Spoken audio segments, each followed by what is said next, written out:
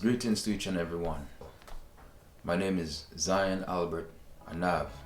I was born in a country called Dominica, West Indies, and I was born in a place called Roseau. That's the main capital of Dominica, and I was raised in the village of La Plaine.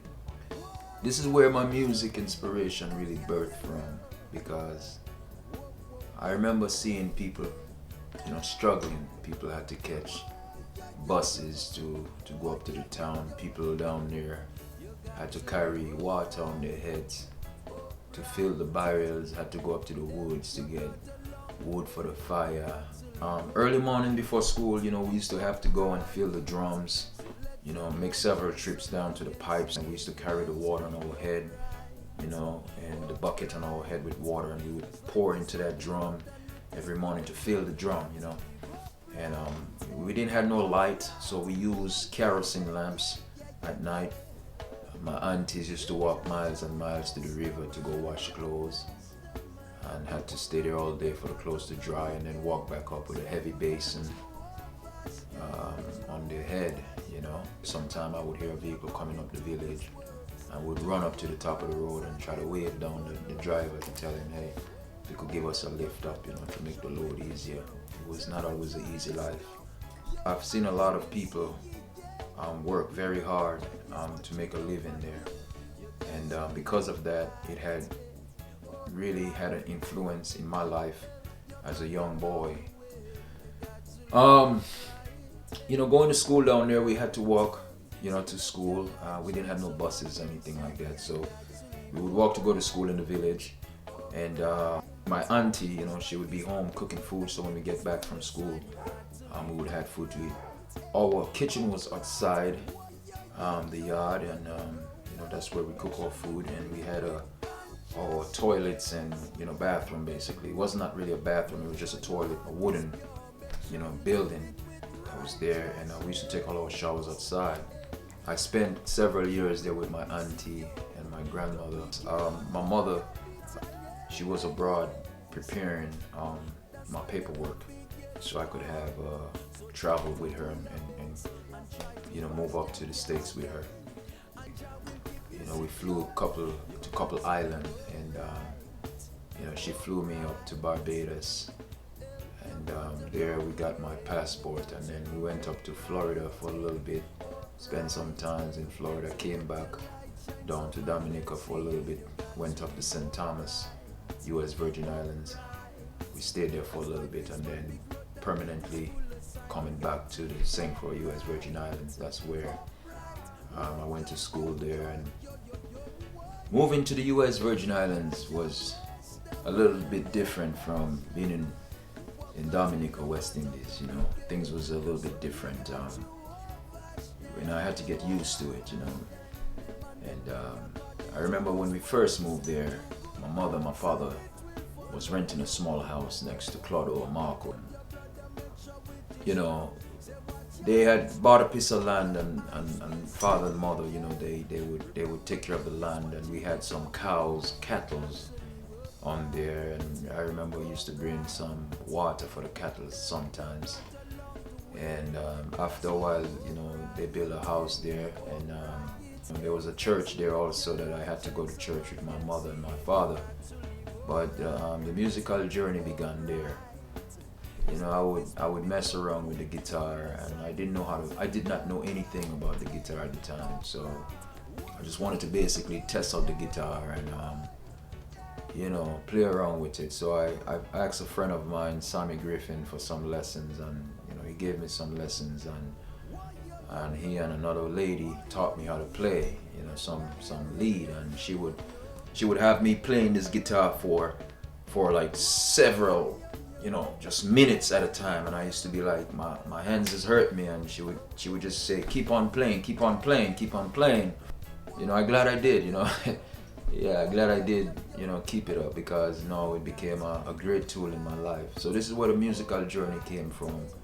So I started to write tunes, and one of my first songs was United We Stand, Divided We Shall Fall. My inspiration came from Ziggy Marley, Ziggy Marley, Bob Marley. I used to listen to a lot of Luciano, a lot of Israel Vibration, And then when Lucky Dube from South Africa really bust, I was very, very, very much in love with Lucky Dube music, you know, and I listen to the man music all the time, man. So I moved to the Midwest, then I link up with some brothers who was from, they was rappers, you know, but they had a recording studio and they wanted me to do some collaboration. So we started doing some collaboration, and then that took us from, you know, doing some collaboration with some celebrities, artists like Crooked Eye. Crooked Eye signed with Death Row Records. And you know, we opened up for LL Cool J. We also was part of the Hip Hop Summit. So we did a lot of traveling, you know, from Texas to Florida. You know, we did some shows up in New York, you know, opened up for Bun Tequila. We did a IRA Jamboree with Beanie Man and Capleton and Bushman, Gregory Isaac, and a whole heap of artists who was there that day. And then we took a trip down to Tuff Gong. Tuff Gong International was, you know, it was a dream come true, you know, because I've always listened to the Marley families as a boy. So I been there. We stayed at the Pegasus, and you know, down in the lobby was waiting Ulrich Thompson and Uzziah Sticky Thompson and the whole crew, you know. So Conbred, the driver, and everything. That man took us to Tuff Gong International, and there we recorded 2 songs with Squidly Cole on drums. Jaro played some bass, and there was another roots man there. He sell Baba drinks, you know. So I can't really remember his name, but anyway, Ulrich Thompson engineered the music and turned out very nice. And you know, he further down the years, you know, he asked me if I wanted to come to Hawaii to perform with Ziggy Marley, and I thought that was such an honor, you know, because Ziggy Marley was one of my greatest inspiration, you know. Yeah, man, I told him, yeah, it's cool, you know, I would love to do that. So we flew out to Maui and Waikiki, and I've got to meet up with some of Ziggy Marley musicians there, and we rode the same bus together. Beezy on the guitar, I think his name, and Earl Brown, the engineer, was there, helped him out with some of his luggage at the airport. It was such a wonderful experience, man, and we did the show. It was very successful. I remember at one time Ziggy Marley was sitting out in the bus before rehearsal, and he was just kind of gazing out and just, I guess, meditating like his father would do. And I stopped for a second and I just hailed him up, but I just continued going. And I wish I didn't continue going, you know. I wish I did talk to him and let him know how much his music meant to me as a boy and how much he has inspired me as a child to perform. But being the man that I am, and I didn't want to bother him, you know. I didn't want to trouble him.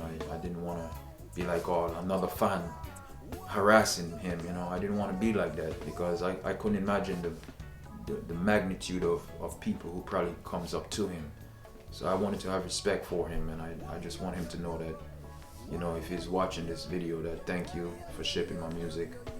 And Ulrich, you know, he had further plans for us, you know. He wanted to take us from Hawaii, and he told me that he was going to take me to Australia, Canada, Japan to do a couple shows, and he was basically making my dream come true as a reggae musician.